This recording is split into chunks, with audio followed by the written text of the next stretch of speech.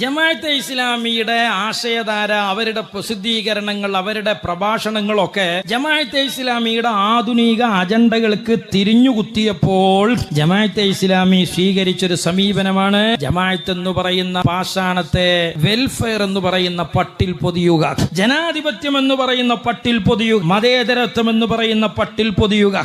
ഞങ്ങൾ welfare party എന്ന് പറയുന്ന രാഷ്ട്രീയ പ്രസ്ഥാനം ഉണ്ടാക്കിയത് കഴിഞ്ഞ 30 കൊല്ലം ഞങ്ങൾ പറഞ്ഞ തൗഹീദി പ്രവർത്തനത്തിന്റെ ഭാഗമായിട്ട് തന്നെയാണ്. അഥവാ സെക്കുലറിസത്തിനും ജനാധിപത്യത്തിനും എതിരായ അജണ്ട തന്നെയാണ് അടിസ്ഥാനപരമായി വെൽഫെയർ പാർട്ടിയുടെയും അജണ്ട. അതേ സമയത്ത് മുഖ്യധാരയിലേക്ക് നുഴഞ്ഞു കയറാനുള്ള താൽക്കാലിക ബടി മാത്രമാണ് കൃഷ്ണൻകുനിയിൽ. അതിനുള്ള ആയുധം മാത്രമാണ് വെൽഫെയർ പാർട്ടിയിൽ പ്രവർത്തിക്കുന്ന അമുസ്ലിം നേതാക്കൾ. ഇത് ജമാഅത്തെ ഇസ്ലാമിയുടെ തൗഹീദി പരിപാടിയുടെ ഭാഗം തന്നെയാണ് എന്ന് ജമാഅത്ത് നേതാവ് വിശദീകരിക്കാൻ.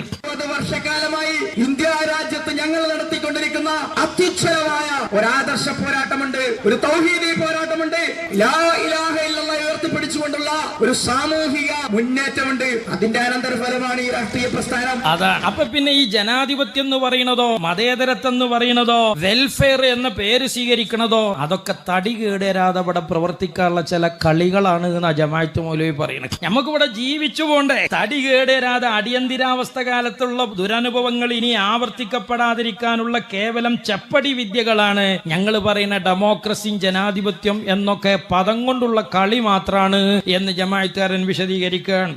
ഇത്ര തീർത്തും ജമാഅത്തെ ഇസ്ലാമി പറയുന്നില്ല. ഇപ്പൊ കുറച്ചൊക്കെ സൂക്ഷിച്ചിട്ട് വർത്താൻ പറയുന്നത് നമുക്ക് ഇവിടെ ജീവിക്കട്ടെ.